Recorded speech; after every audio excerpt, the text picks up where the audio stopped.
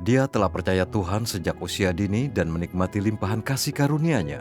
Aku merasakan betul kasih Tuhan yang dalam. Setelah melihat firman Tuhan tentang penghakiman dan penyingkapan, dia bingung. Kenapa Tuhan penyayang dan pengasih, serta megah dan murka? Setelah mencari dengan rendah hati, apa yang dia pelajari tentang watak Tuhan? Untuk mengetahuinya, tontonlah video kesaksian Kristen. Aku tidak akan lagi membatasi Tuhan.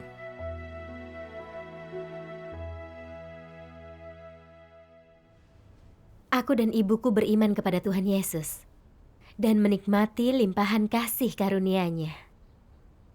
Ini membuatku merasakan betul rahmat dan kasih Tuhan Yesus yang mendalam. Aku terbiasa meminta kasih karunia-Nya. Tiap kali ada masalah, aku berdoa. Dan saat berdosa, kuakui di hadapan Tuhan. Karena Tuhan itu penyayang dan pengasih, Dia akan selalu mengampuni dosaku. Pada bulan Mei 2019, di Facebook aku bertemu saudari Diana dan Vanessa. Kami ikut kelompok belajar Alkitab bersama.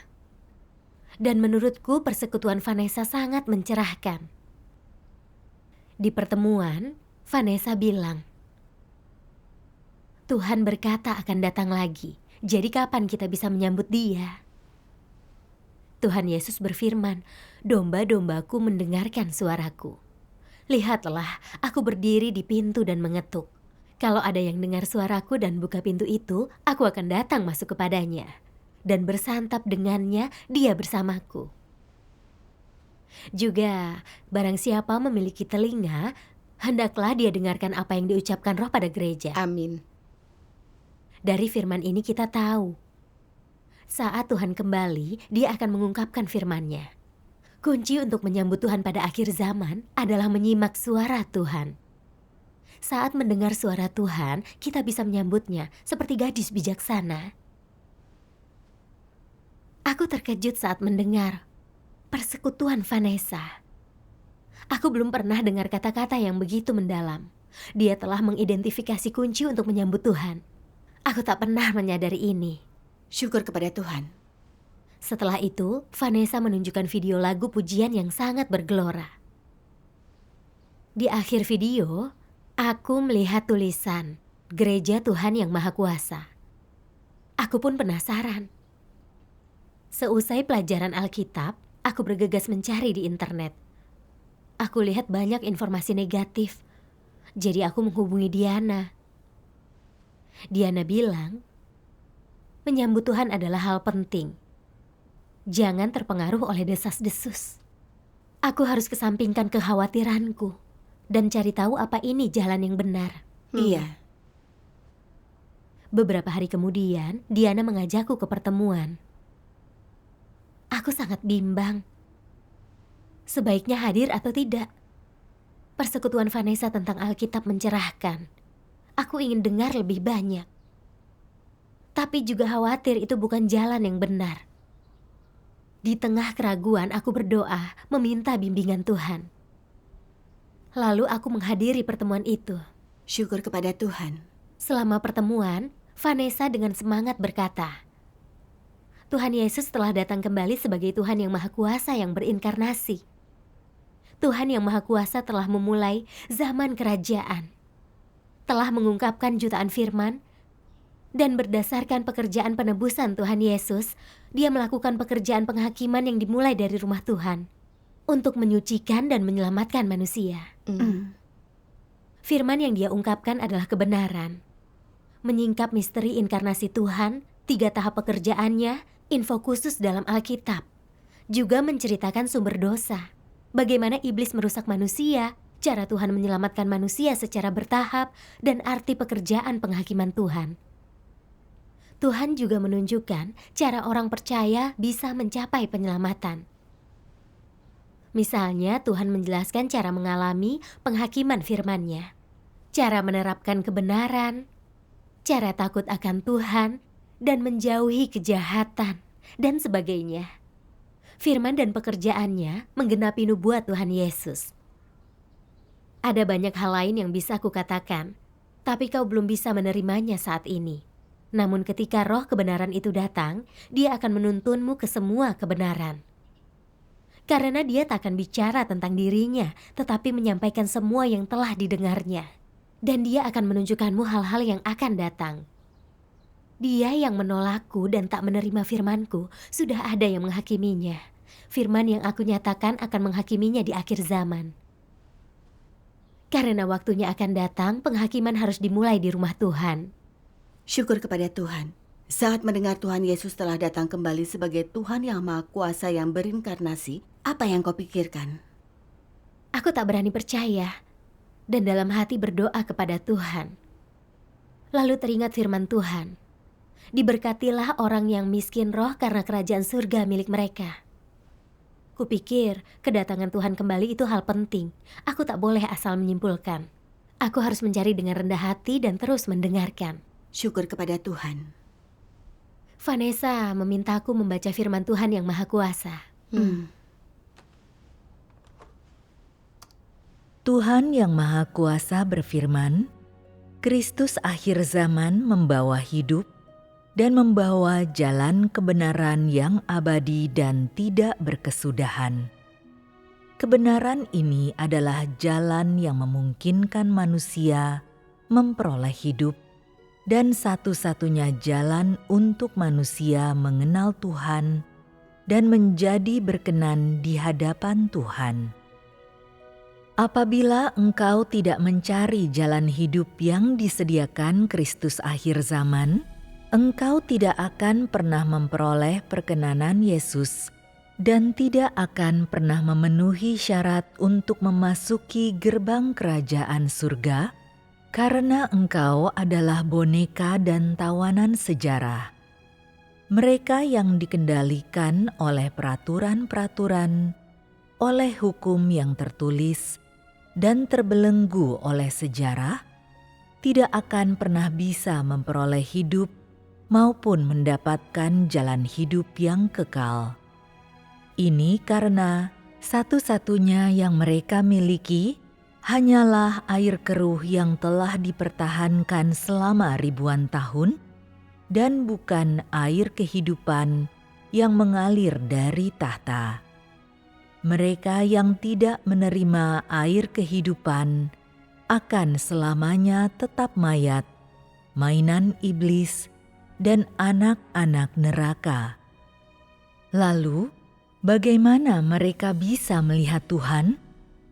Jika engkau hanya mencoba untuk berpegang teguh pada masa lalu, hanya mencoba untuk mempertahankan hal-hal sebagaimana adanya dengan tidak berubah sama sekali, dan tidak mencoba untuk mengubah status quo dan menyingkirkan sejarah, bukankah engkau akan selalu menentang Tuhan? Langkah-langkah pekerjaan Tuhan sangat luas dan dahsyat, seperti ombak yang bergelora dan guruh yang menderu. Tetapi engkau hanya duduk pasif dan menunggu kehancuran, mempertahankan kebodohanmu, dan tidak melakukan apapun. Dengan cara seperti ini, bagaimana engkau bisa dianggap sebagai seorang yang mengikut jejak langkah anak domba? Bagaimana engkau bisa menyatakan bahwa Tuhan yang engkau yakini dengan teguh adalah Tuhan yang selalu baru dan tidak pernah usang? Bagaimana kata-kata dalam buku-bukumu yang sudah menguning termakan usia bisa mengantarkanmu ke zaman baru? Bagaimana kata-kata itu bisa menuntunmu mencari langkah-langkah pekerjaan Tuhan? Bagaimana kata-kata itu bisa membawamu ke surga? Yang engkau pegang di tanganmu adalah hukum yang tertulis yang hanya bisa memberikan penghiburan sementara, bukan kebenaran yang bisa memberikan hidup. Kitab suci yang engkau baca hanya bisa memperkaya lidahmu, bukan kata-kata falsafah yang bisa membantumu memahami hidup manusia, apalagi jalan yang bisa menuntunmu menuju kesempurnaan. Apakah kesenjangan ini tidak memberimu alasan untuk merenung?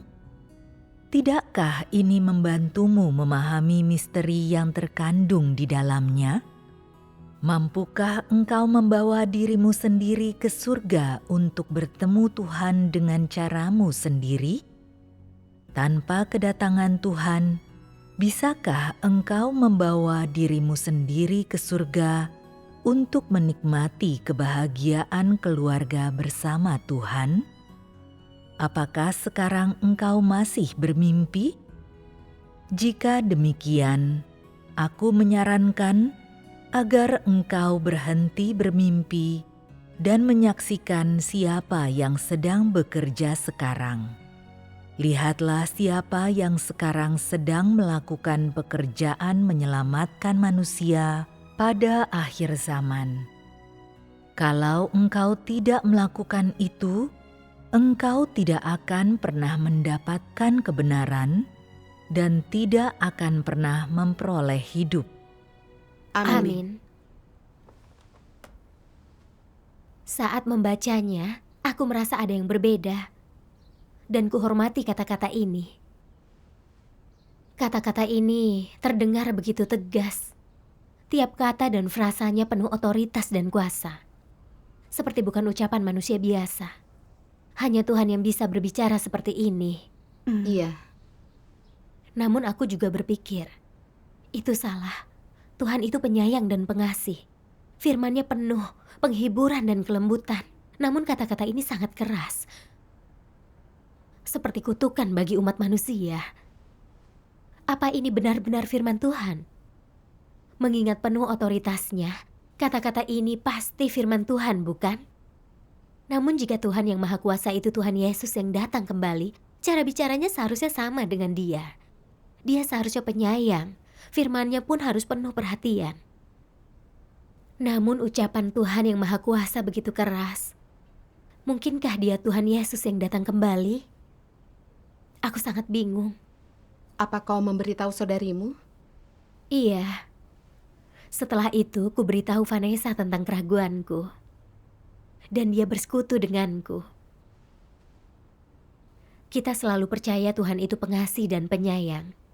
Bicara kepada kita dengan cara yang penuh perhatian.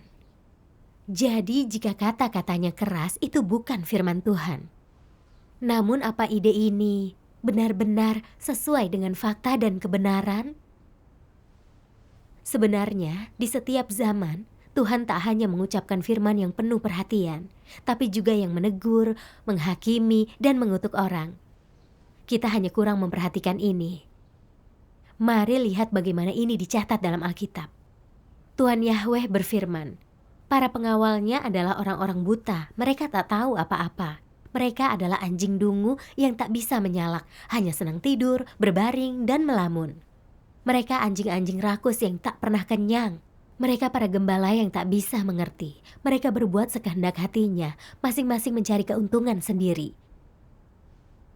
Lalu Tuhan Yesus berfirman, hai kau ular-ular, keturunan ular beludak, bagaimana kau bisa luput dari kutukan neraka? Jangan berikan barang yang kudus pada anjing dan jangan lemparkan mutiaramu kepada babi, agar mereka jangan menginjak-injaknya lalu berbalik menyerangmu. Amin. Ada banyak lagi ayat seperti ini. Dari ayat-ayat ini kita bisa lihat pada zaman hukum Taurat dan zaman kasih karunia Tuhan menegur, menghukum, dan mengutuk orang. Meskipun firman-Nya terdengar keras dan memedihkan, semuanya benar dan menyingkap. Substansi penentang Tuhan dan pemberontak Tuhan. Pada kenyataannya, entah firman Tuhan lembut atau keras, semua itu pengungkapan watak Tuhan. Jika kita tak memahami watak Tuhan, serta membatasi Dia sebagai baik hati, kita akan punya opini saat Dia bicara keras. Berpikir Tuhan hanya bicara dengan cara lembut, tak mungkin dengan nada keras. Jadi itu tak mungkin dari Tuhan. Menyimpulkan berdasarkan apa kata-kata tersebut lembut atau keras itu salah dan konsekuensi dari gagasan kita sendiri. Iya. Contohnya, jika kita hanya mengenali orang tua sebagai orang tua kita saat mereka berbicara lembut, tapi tak mengenali sebagai orang tua saat mereka bicara dengan tegas atau memarahi kita karena melakukan kesalahan. Bukankah itu konyol? Iya. Setelah mendengar ini, aku jadi paham dan berpikir, benar, entah orang tua kita berbicara lembut atau tegas, mereka tetap orang tua kita. Tuhan Yahweh dan Tuhan Yesus pernah bicara dengan keras. Jadi kenapa aku tak menyadari ini? Menentukan apakah ini firman Tuhan berdasarkan apa itu lembut atau keras, kurasa memang salah. Setelah kusadari ini, penentanganku berkurang. Syukur kepada Tuhan. Namun setiap kali membaca firman Tuhan yang menghakimi manusia, aku rasa itu keras. Seolah aku telah dikutuk. Aku terus maju mundur. Tuhan Yesus itu penyayang dan pengasih. Jadi kenapa Tuhan yang Maha Kuasa begitu keras pada manusia? Di pertemuan, aku tanya ke Vanessa. Aku tak bisa melihat Tuhan yang Maha Kuasa dan Tuhan Yesus sebagai Tuhan yang sama. Karena watak mereka terlalu berbeda. Saat membayangkan Tuhan Yesus, aku berpikir tentang Tuhan yang pengasih. Tapi Tuhan yang Maha Kuasa tampak sangat keras. Dan banyak dari firman-Nya menyingkap orang-orang. Kenapa Tuhan yang Maha Kuasa dan Tuhan Yesus sangat berbeda? Saudari itu berkata, orang sering bingung tentang ini, terutama karena tak memahami watak Tuhan. Mari kita lihat kembali pekerjaan Tuhan sebelumnya. Begitu kita memahami watak benar Tuhan, masalah ini akan teratasi sendiri. Kita semua tahu saat Tuhan mengetahui perbuatan jahat, dari orang-orang Sodom dan Niniwe, wataknya murka. Dia memutuskan menghancurkan kedua kota ini. Iya. Sebelum menghancurkannya, Tuhan mengirim 2 malaikat ke kota Sodom. Dan satu-satunya yang menjamu mereka adalah Lot. Penduduk lain tak menyambut para malaikat dan ingin membunuhnya. Tuhan melihat kejahatan mereka, dan Dia pun murka. Setelah malaikat menyelamatkan Lot dan keluarganya, Tuhan menurunkan hujan api, melenyapkan semua orang, ternak, dan tumbuhan di kota itu. Iya. Mari kita lihat Niniwe. Tuhan juga hendak menghancurkannya. Jadi Dia utus Yunus untuk menyampaikan pesannya. 40 hari lagi, dan Niniwe akan ditunggang balikan. Saat Raja Niniwe dengar kabar ini, dia memimpin rakyatnya untuk berpuasa dan berdoa, meninggalkan kejahatan dan bertobat. Saat Tuhan melihat ini, murkanya pun reda, dan Dia menyelamatkan mereka. Iya. Dari sikap Tuhan yang berbeda terhadap Niniwe dan Sodom, kita bisa melihat bahwa watak Tuhan itu nyata. Dia tak hanya pengasih dan penyayang, tapi juga megah dan murka. Saat orang berbuat dosa, Tuhan beri mereka kesempatan bertobat, menunjukkan kepada mereka watak-Nya yang pengasih dan penyayang. Saat orang-orang keras kepala tak mau bertobat, bahkan kukuh menentang Tuhan dan berseru melawan Dia, Tuhan melepaskan murka-Nya, menunjukkan watak-Nya yang benar dan megah. Ini memungkinkan kita melihat watak benar Tuhan tak hanya pengasih dan penyayang, tapi juga megah dan murka. Kedua aspek ini terkandung dalam watak Tuhan. Mari kita bahas zaman kasih karunia saat Tuhan Yesus bekerja. Saat orang berdosa dan datang ke hadapan Tuhan untuk bertobat, Dia akan bebaskan mereka dari dosa dan menganugerahkan kasih karunia. Jadi banyak orang percaya bahwa watak Tuhan hanyalah pengasih, bukan murka dan mengutuk. Sesungguhnya ini hanya gagasan orang. Mengenai orang Farisi yang mengutuk dan menentang Tuhan, bahkan secara terang-terangan memprotes Dia, Tuhan Yesus murka. Dia menghukum dan mengutuk, menyatakan 7 celaka atas mereka. Dia tak punya belas kasihan untuk mereka. Kita bisa lihat, sejak penciptaan hingga saat ini, Tuhan selalu menunjukkan watak benarnya pada manusia. Tuhan itu pengasih, tapi juga megah, murka, mengutuk, dan menghukum. Iya. Seperti firman Tuhan yang Maha Kuasa. belas kasihan dan toleransi Tuhan memang benar-benar ada. Tetapi kekudusan dan keadilan Tuhan, ketika Dia melepaskan murkanya, juga menunjukkan sisi Tuhan yang tak menoleransi pelanggaran. Ketika manusia mampu menaati perintah Tuhan dan mengikuti tuntutannya, Tuhan pun melimpahkan belas kasihan-Nya. Ketika manusia telah dipenuhi kerusakan, kebencian, dan permusuhan terhadapnya, Tuhan sangat marah. Sampai sejauh manakah kemarahannya yang mendalam itu? Murkanya akan berlanjut sampai Tuhan tak lagi melihat perbuatan jahat manusia. Sampai semua itu tak lagi terlihat olehnya. Baru setelah itulah kemarahan Tuhan akan lenyap. Dia toleran dan penuh belas kasihan terhadap hal-hal yang baik, indah, dan bagus.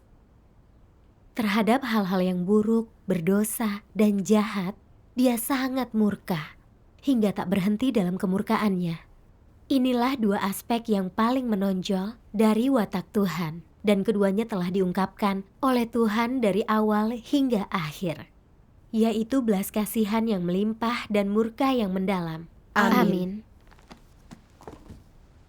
Melalui firman kita lihat, belas kasihan yang melimpah dan murka yang mendalam adalah dua aspek watak Tuhan yang terus Dia tunjukkan. Kedua aspek wataknya ini tak bertentangan. Itu bagian dari watak dasarnya. Jangan membatasi Tuhan hanya mampu berbelas kasih dan tak akan murka, karena kita menikmati kasih karunia-Nya di masa lalu. Pemahaman ini terlalu sepihak. Iya. Setelah mendengar ini aku sadar, Tuhan bukan hanya pengasih dan penyayang, tapi juga megah, murka, dan mengutuk. Itu aspek watak dasar Tuhan. Karena terlalu sedikit memahami watak Tuhan, aku punya kepercayaan sepihak bahwa Tuhan hanya pengasih. Ini hanya imajinasiku, tak sejalan dengan kenyataan. Aku harus dengarkan lebih banyak persekutuan agar lebih paham. Syukur kepada Tuhan. Saudari itu bersekutu. Watak yang Tuhan tunjukkan di tiap zaman didasarkan tuntutan pekerjaan penyelamatan Tuhan, serta kebutuhan umat manusia yang rusak. Dua kutipan firman ini bisa membantu kita lebih paham.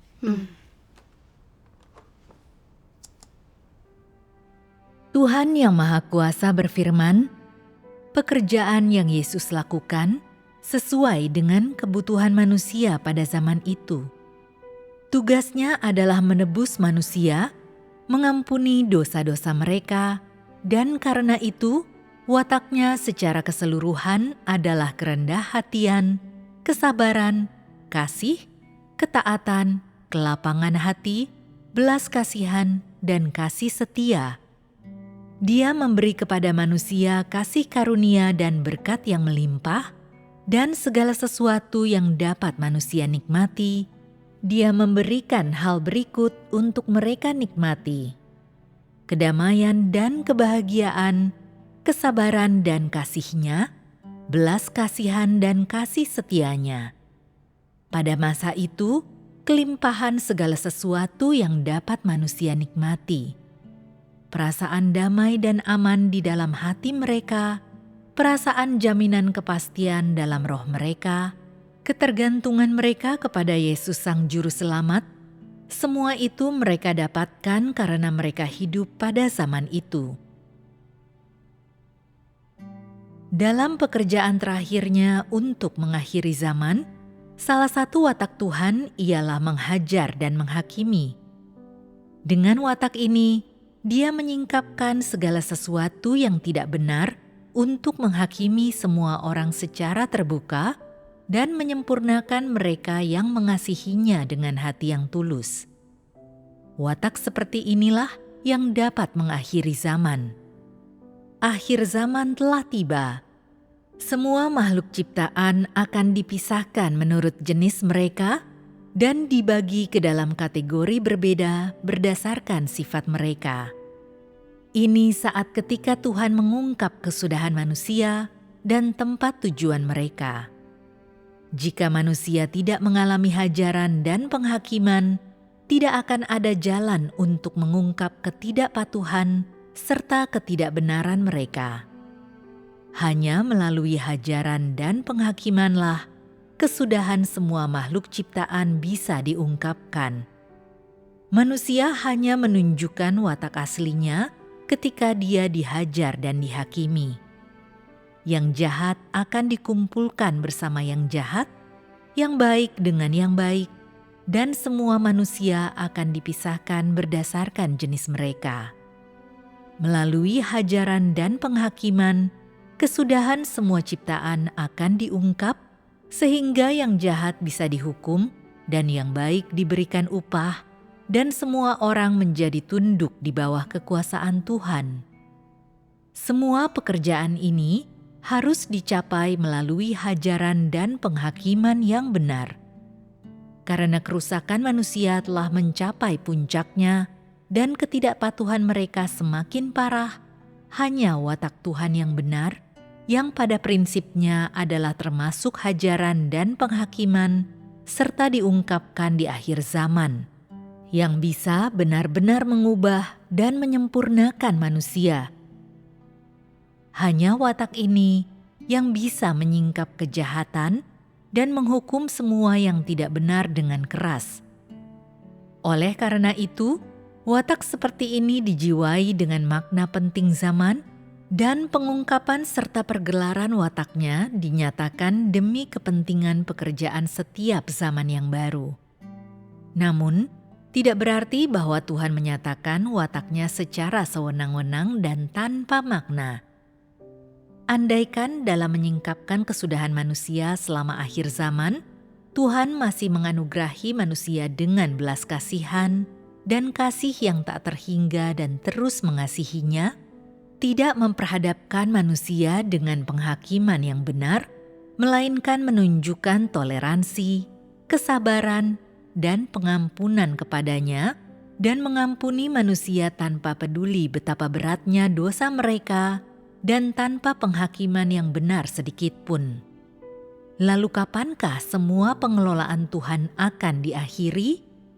Kapankah watak seperti itu dapat menuntun orang ke tempat tujuan yang pantas bagi umat manusia? Misalkan saja ada seorang hakim yang selalu mengasihi, seorang hakim yang berwajah ramah dan berhati lembut. Dia panjang sabar dan selalu mengasihi orang tanpa memandang bulu dan tanpa memandang kejahatan yang mungkin dilakukannya. Dapatkah dia memberi putusan yang benar dalam penghakiman? Selama akhir zaman, hanya penghakiman yang benar yang dapat memisahkan manusia menurut jenisnya dan membawa manusia ke dalam dunia baru. Dengan kata lain, seluruh zaman diakhiri melalui watak Tuhan yang benar, yakni menghakimi penghakiman dan hajaran. Amin. Saudari itu bersekutu. Pada zaman hukum Taurat, Tuhan Yahweh menunjukkan diri dengan watak yang didominasi kutukan dan murka.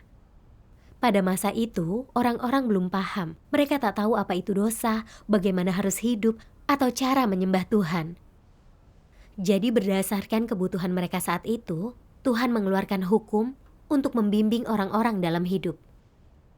Mereka yang menaati hukum Tuhan menerima belas kasih-Nya. Tapi yang melanggarnya dibakar oleh api surgawi Tuhan atau dirajam sampai mati. Namun menjelang akhir zaman hukum Taurat, karena orang-orang makin rusak, berbuat dosa dan melanggar hukum meskipun tak mau, mereka akan dihukum mati sesuai hukum jika tindakannya dinilai oleh hukum saat itu. Jadi saat zaman kasih karunia, Tuhan sendiri menjadi daging untuk menebus manusia sesuai kebutuhan mereka, menunjukkan wataknya yang pengasih dan penyayang, serta melimpahkan kasih karunia, perlakukan manusia dengan belas kasih, mengampuni dosa mereka. Lalu akhirnya disalibkan untuk menebus semua orang dari dosa mereka. Iya. Dia mengampuni mereka dari hukuman dan membiarkan mereka terus hidup. Pada zaman kasih karunia, jika Tuhan terus menunjukkan wataknya dalam bentuk kutukan dan murka, dosa manusia tak akan pernah diampuni. Orang-orang di bawah hukum tak akan pernah ditebus. Dan umat manusia akan musnah, tak akan ada di tempat sekarang. Jadi, Tuhan ungkapkan watak-Nya yang pengasih pada zaman kasih karunia. Selama orang datang ke hadapan-Nya dan menerima penebusan-Nya, Dia akan ampuni dosa mereka. Pada akhir zaman, orang-orang menjadi makin rusak. Meskipun telah menerima penebusan Tuhan Yesus dan diampuni dosanya, natur berdosa kita masih berakar di dalam diri kita. Seperti kecongkakan, kelicikan, kejahatan, keras kepala, dan kekejaman. Watak iblis kita belum sepenuhnya musnah. Kita masih sering berbohong dan berbuat dosa, memberontak menentang Tuhan. Kita belum layak masuk ke kerajaan-Nya. Benar. Untuk menyelamatkan dan membersihkan kita dari dosa, Tuhan telah berinkarnasi sekali lagi, melakukan pekerjaan penghakiman dan penyucian atas dasar pekerjaan Tuhan Yesus. Untuk benar-benar menghilangkan watak iblis kita, menyucikan dari dosa, membuat kita tunduk dan menghormati Tuhan, lalu akhirnya membawa kita ke kerajaan-Nya.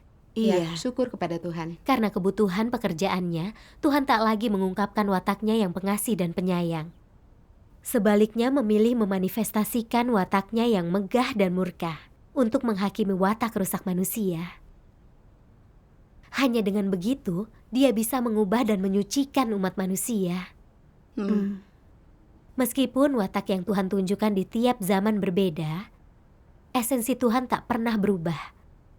Tuhan menunjukkan watak-Nya sesuai kebutuhan manusia yang rusak, memungkinkan orang lebih memahami dan mengenal Tuhan, agar mereka tak membatasi Dia dan watak-Nya.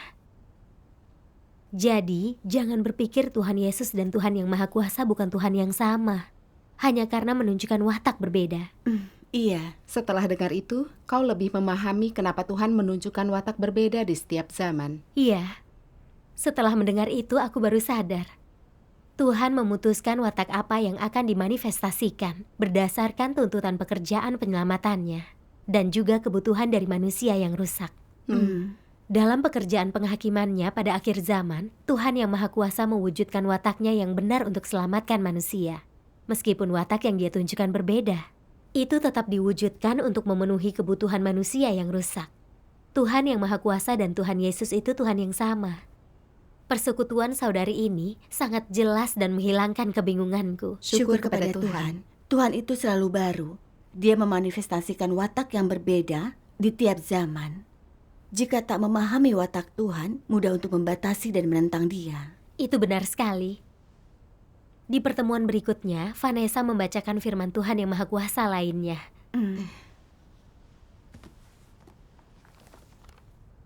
Bagaimana penyempurnaan Tuhan atas manusia dicapai, itu dicapai dengan watak-Nya yang benar. Watak Tuhan terutama terdiri atas kebenaran, murka, penghakiman, dan kutukan. Dan Dia menyempurnakan manusia melalui penghakimannya. Sebagian orang tak paham, bertanya mengapa Tuhan menghakimi dan mengutuk orang untuk sempurnakannya. Mereka berkata, jika dikutuk Tuhan, bukankah manusia akan mati? Jika dihakimi Tuhan, bukankah manusia akan terkutuk? Lalu bagaimana ia masih bisa disempurnakan? Demikianlah perkataan orang yang tak mengenal pekerjaan Tuhan. Yang Tuhan kutuk dan hakimi adalah ketidaktaatan dan dosa manusia.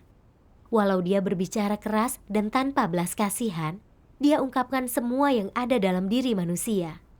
Apa yang penting di dalam diri manusia melalui perkataan-perkataan yang keras ini.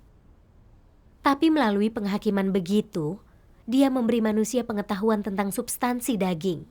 Dengan demikian, manusia tunduk di hadapan-Nya. Daging manusia itu berdosa, berasal dari iblis. Daging manusia itu tidak taat dan merupakan sasaran hajaran Tuhan. Jadi untuk memungkinkan manusia mengenal diri sendiri, firman penghakiman Tuhan harus dijatuhkan atasnya dan berbagai pemurnian harus digunakan.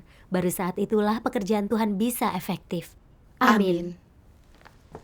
Pada akhir zaman, Tuhan mengungkapkan watak-Nya yang benar untuk menyelamatkan umat manusia.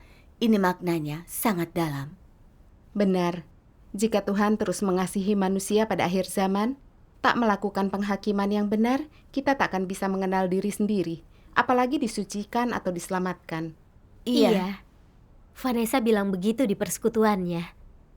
Dia bilang, Pada akhir zaman, pekerjaan penghakiman Tuhan adalah langkah terakhir dari pekerjaan penyelamatannya dan akhir dari rencana pengelolaan 6.000 tahunnya.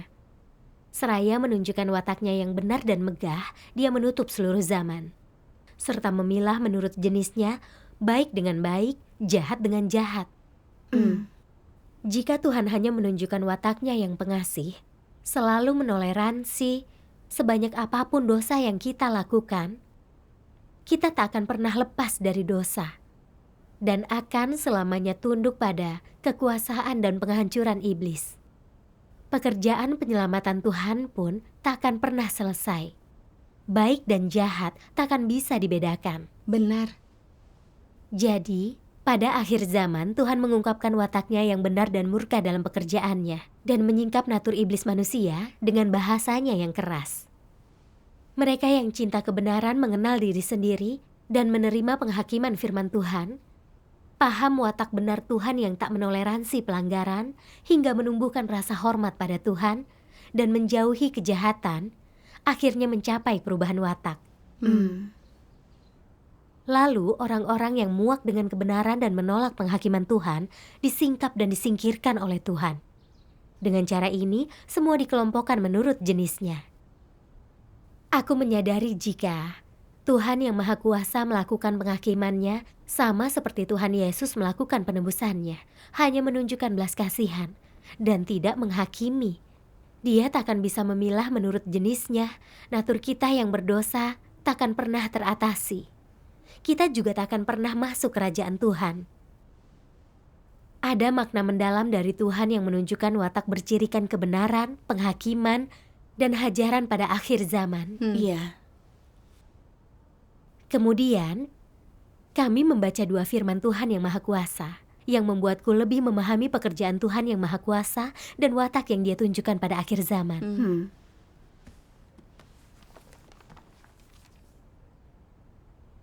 Hari ini Tuhan menghakimi, menghajar, dan menghukummu. Tapi kau harus tahu, penghukuman ini adalah agar kau mengenal dirimu. Penghukuman, kutukan, penghakiman, hajaran ini bertujuan agar kau dapat mengenal dirimu, sehingga watakmu akan bisa berubah, dan supaya kau dapat mengetahui nilaimu, dan melihat bahwa semua tindakan Tuhan adalah benar, serta sesuai dengan watak Dia, dan juga kebutuhan pekerjaannya, bahwa Dia bekerja sesuai rencananya untuk keselamatan manusia, dan bahwa Dia adalah Tuhan yang benar, yang mengasihi, menyelamatkan, menghakimi, dan menghajar manusia. Tuhan tidak datang untuk membunuh atau membinasakan, tetapi menghakimi, mengutuk, menghajar, dan menyelamatkan. Firman-Ku mungkin keras, tapi itu untuk keselamatan manusia, karena Aku hanya sampaikan firman dan tak menghukum daging manusia. Firman ini membuat manusia hidup dalam cahaya, agar mereka tahu cahaya itu ada, cahaya itu berharga. Agar manusia tahu firman ini mendatangkan keuntungan baginya, dan bahwa Tuhan adalah keselamatan.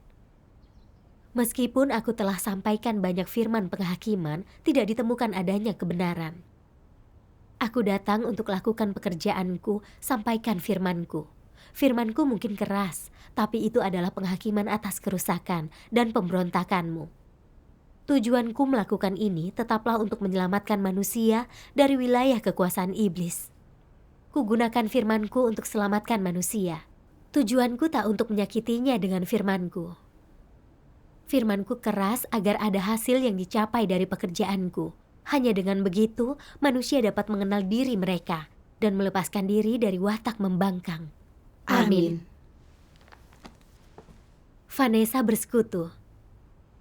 Dari firman Tuhan kita bisa lihat, pada akhir zaman Tuhan gunakan firman-Nya untuk menghakimi. Betapapun keras dan memedihkan firman-Nya, itu untuk membantu kita mengenali kerusakan kita, membebaskan diri dari pengaruh iblis, menerima penyelamatan Tuhan. Benar. Kita semua tahu watak Tuhan itu benar dan kudus. Sedangkan kita manusia yang telah dirusak iblis, mengejar tren duniawi yang jahat, bertarung dan berencana licik dalam mengejar uang dan keuntungan, tak punya keserupaan dengan manusia. Bahkan mereka yang percaya Tuhan tak bisa terapkan tuntutan Tuhan, sering menuntut kasih karunia dari Tuhan. Mereka berkontribusi hanya untuk masuk surga dan dapat hidup kekal. Bukan karena mereka mengasihi Tuhan. Mereka menggunakan Tuhan demi mencapai tujuan tercela mereka. Iya. Beberapa pemimpin agama dari luar tampak seperti hamba Tuhan yang rendah hati. Tapi dalam khotbahnya sering meninggikan dan bersaksi untuk diri sendiri agar dihormati. Saat Tuhan berinkarnasi lagi untuk lakukan pekerjaannya, tak ada yang menyambut dia. Lalu dunia keagamaan berkomplot dengan pemerintah ateis untuk menolak kedatangannya kembali. Menyebarkan kebohongan untuk mendiskreditkan gereja Tuhan yang Maha Kuasa. Iya. Artinya, umat manusia telah mengutuk dan menentang Tuhan, menolak kedatangannya. Seperti kata Alkitab, dan seluruh dunia ada dalam kejahatan. Manusia yang rusak menentang Tuhan dalam segala hal. Mereka serupa iblis dan ular berbisa. Saat Tuhan ungkapkan firman kerasnya untuk menyingkap kerusakan manusia, hanya mereka yang cinta kebenaran bisa mengenali natur iblis mereka yang menentang dan mengkhianati Tuhan. Mereka sadar tak berusaha mengenal Tuhan dalam iman, serta hanya berniat mendapatkan berkat dan membuat kesepakatan dengan Tuhan. Mereka melihat keburukan dari kerusakan mereka oleh iblis. Tulus bertobat kepada Tuhan, bersumpah menuruti permintaan Tuhan, dan mendapat keserupaan dengan manusia. Dari sini kita bisa lihat, betapapun keras dan memedihkannya firman Tuhan, itu menyingkap kenyataan kerusakan kita. Dan bertujuan menghidupkan kembali semangat kita, membantu mengenali kerusakan kita, membebaskan diri dari belenggu dosa dan disucikan. Firman penghakiman dan penyingkapan keras Tuhan ini bermanfaat dalam proses kita mengenali diri dan diselamatkan.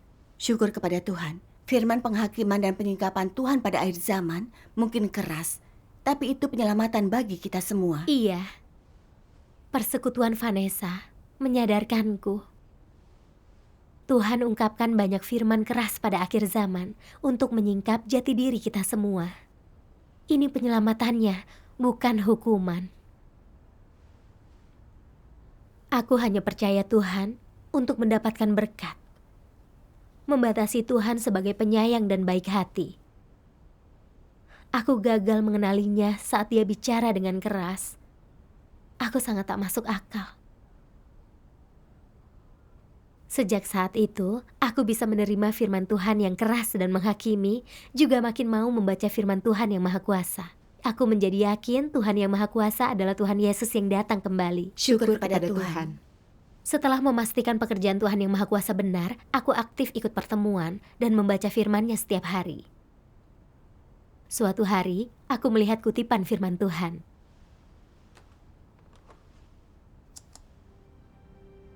Tuhan yang Maha Kuasa berfirman, "Jika orang tetap tinggal dalam zaman kasih karunia, mereka tidak akan pernah terbebas dari watak mereka yang rusak, apalagi mengenal watak dasar Tuhan. Jika orang selalu hidup di tengah kelimpahan kasih karunia, tetapi tidak memiliki jalan hidup yang membuat mereka dapat mengenal dan memuaskan Dia, mereka tidak akan pernah benar-benar mendapatkan Dia dalam kepercayaan mereka kepadanya." Jenis kepercayaan ini sungguh menyedihkan. Setelah engkau selesai membaca buku ini, ketika engkau telah mengalami setiap langkah pekerjaan Tuhan yang berinkarnasi pada zaman kerajaan, engkau akan merasa bahwa kerinduan yang telah kau miliki selama bertahun-tahun akhirnya telah terwujud. Engkau akan merasa bahwa baru sekaranglah engkau benar-benar melihat Tuhan berhadapan muka. Baru sekaranglah engkau menatap wajah-Nya, mendengar perkataan pribadinya, menghargai hikmat pekerjaan-Nya, dan benar-benar merasakan betapa nyata dan maha kuasanya Dia. Engkau akan merasa bahwa engkau telah mendapatkan banyak hal yang belum pernah dilihat atau dimiliki orang-orang di masa lampau. Pada saat ini, engkau akan dengan jelas memahami apa arti percaya kepada Tuhan dan apa arti sesuai dengan kehendak Tuhan.